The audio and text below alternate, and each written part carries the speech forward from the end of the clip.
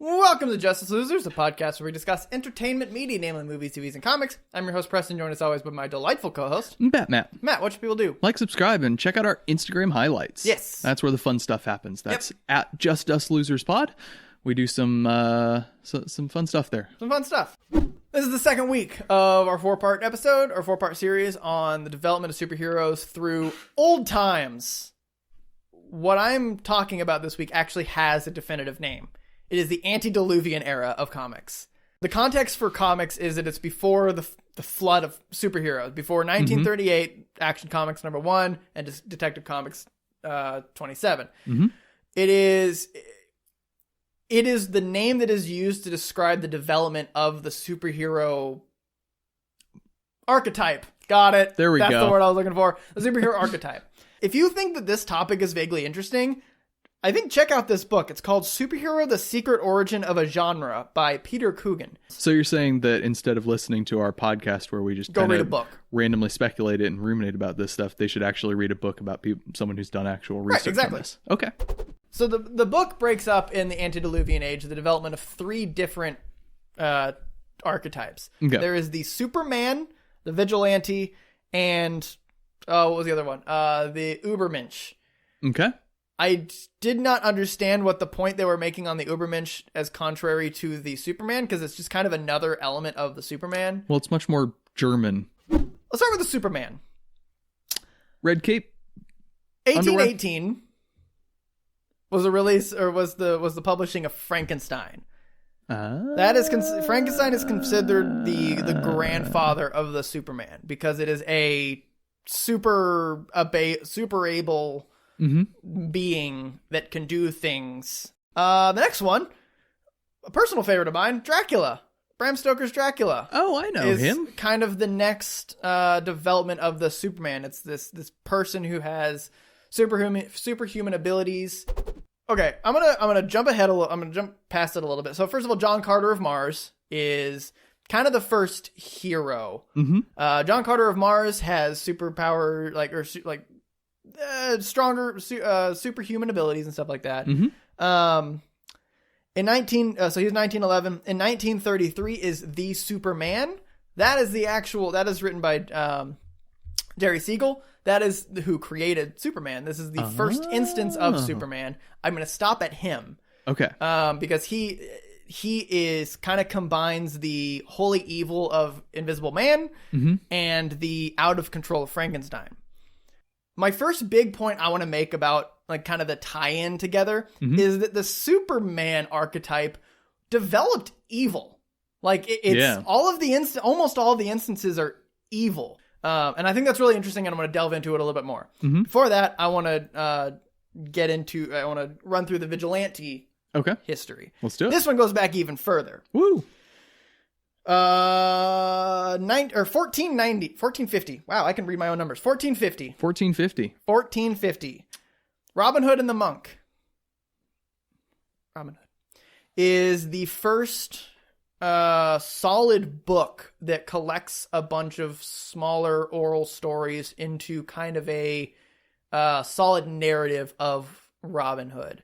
So he is very religious and very reverent to the Virgin Mary, which is a through line that goes through the rest of him. I'm not going to dwell too much on his personality. But he couldn't go to Mass in his own town, so he decided that he was going to go to Nottingham to try to go to Mass. And he was told when going to Nottingham to bring 12 men with him. He said, hell no, I'm just going to bring Little John with me. Little John, first appearance of Little John, sidekick. Hey. And he makes a bet with Little John on the way. He loses, tells Little John, the heck I won't pay you back. And Little John's like, hey, bye. And then just kind of bails on him. Oh. Meanwhile, a monk, the titular monk, discovers Robin Hood and is like, hey, you robbed from me, and went to the king. And then Robin Hood got arrested. And then Little John goes and gets some friends and then goes and saves Robin Hood while, killing a bunch of people and stealing and lying and freeing Robin Hood. That doesn't sound like Robin Hood, does it? Not so much, no. What's the thing that you hear of from Robin Hood? Steal from the rich, give to the poor. Yeah, not so much, huh? No.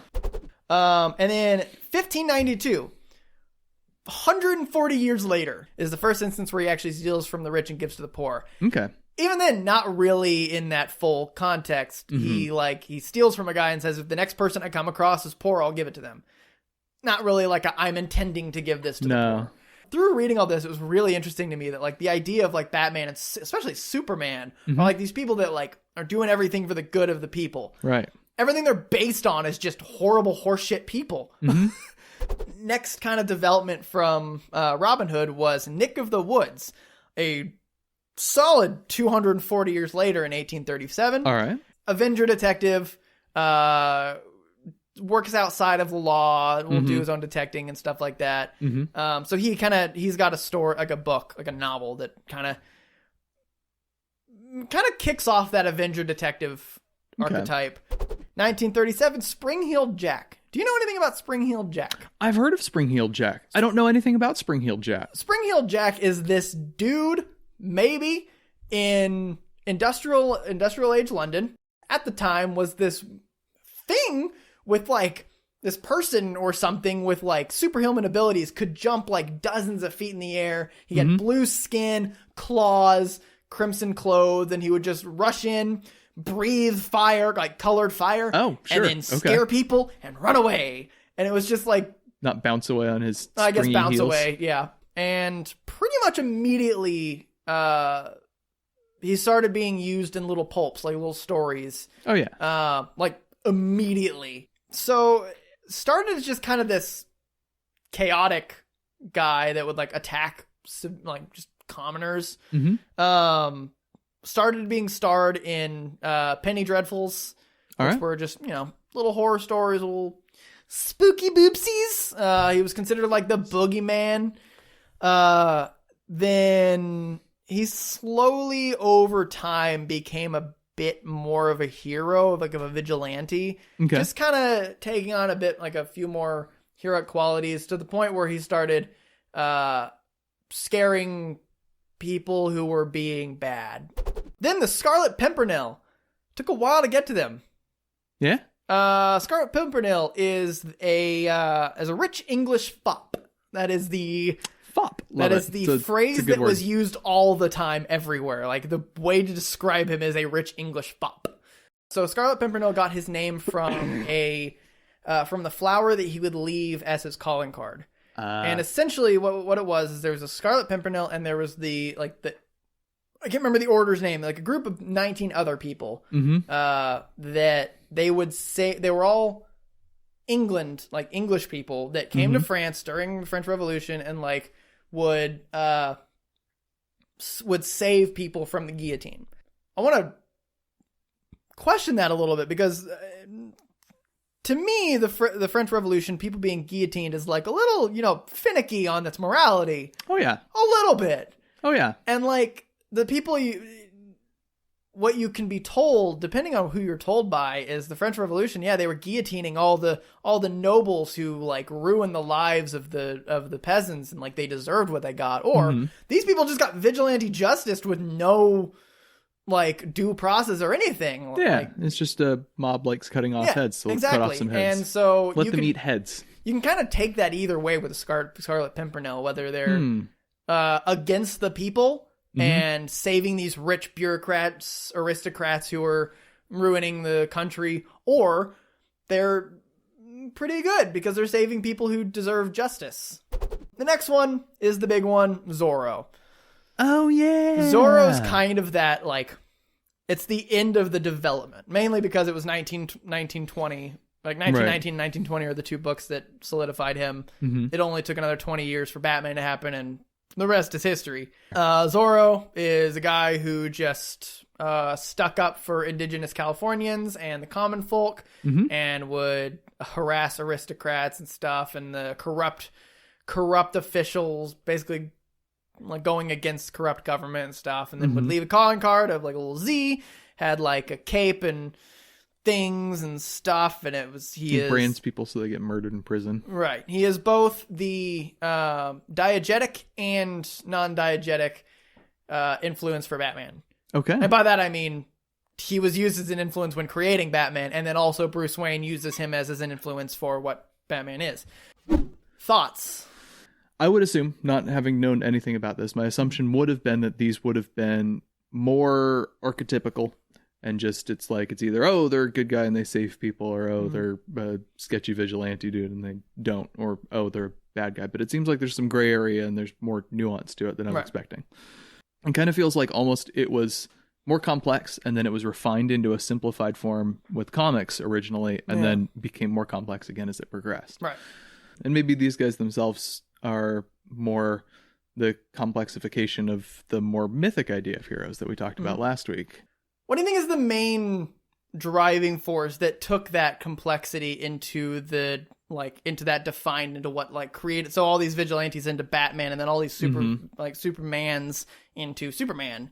Well, as we were speculating about a little bit last week, I think humans like these kinds of stories and need these kinds of stories naturally. You need people that are exceptional, that stand out, that are emblematic of something. And these are kind of a couple of different versions of these heroic, or at least big, powerful, notable qualities. There's the powerful guy with superhuman abilities that stands out that way. And there's the guy who maybe is not superhuman in his abilities, but he stands out because he's above the law or beyond the law or something. Right. He administers justice on his own terms.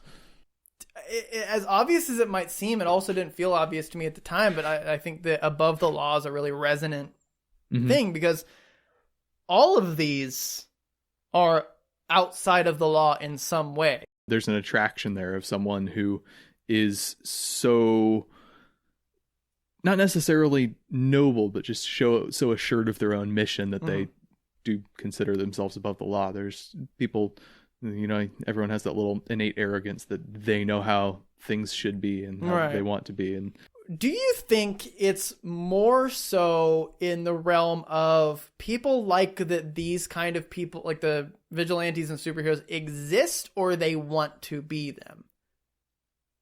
I think it's probably more that they want to be them. Want to be them? Yeah. I'm inclined to disagree, actually. I think I personally think it's different. Dare you? Because something through a lot of newer comic stuff is that the hardship they go through. Mm-hmm. I think, especially with Robin Hood, I think the idea is the appeal is that they're out there. Okay. While also simultaneously with the Superman, the fear is that they're out there. Yeah. Sort of the fear and the excitement, and not literally that they're out there, but that there are extraordinary things in the world. So maybe there is something to that, but I think there's also something exciting about you being the person that's outside of the law and powerful and make your own rules. How do you think that played with the Superman stuff, though? Because that was I'm murdering 1,000 people. Well, if I got invisibility powers, I like to think that I wouldn't murder 1 million people. Right. I like to think that I'd use my powers for mostly good. Creepy things, but not murderous things. Right. So it's you're saying that it's more of an appeal of the abilities themselves and not the people? Yeah, you don't want to be the evil person. You want to have the powerful abilities and do good with them, or maybe so then you do why want to did do these evil succeed so much? Well, maybe that's okay. Because if you see someone else just succeeding and doing good, there's no tension, there's no excitement, there's no desire for fulfillment in there. You just maybe that's what. Maybe that's kind of what happened. Maybe that's where that pinpoint is with the Superman one, is that you've had all these evil Superman people, and you're you're reading these and go, oh, it'd be really cool to have these superpowers. And then so Siegel and Schuster come around and they're like, hey, the Superman, look. And they're like, oh, that's cool. That's what I was thinking. I like that. And that's why it succeeded so well. Yeah. But then it becomes more of an icon instead of and then further on from that, you're right. It becomes no tension if they're just a superpower. So then they come up with more supervillains to counteract them. You want to kind of thesicize it? We can probably thesicize this up. All right. Superheroes evolved from the superhero genre evolved from urban legend, appealing to the desire to transcend both ability and law. Okay. For your own goals, whether it be selfish or selfless. Hey guys, Preston here. Thanks for watching. Hope you enjoyed it. If you liked what you saw here, make sure to subscribe and hit the bell so you know when we upload these every Thursday. If you want to hear more, we have an unabridged version on Spotify, SoundCloud, iTunes, and any other podcast app. Check us out on Instagram at Justice Losers Pod. See you next week.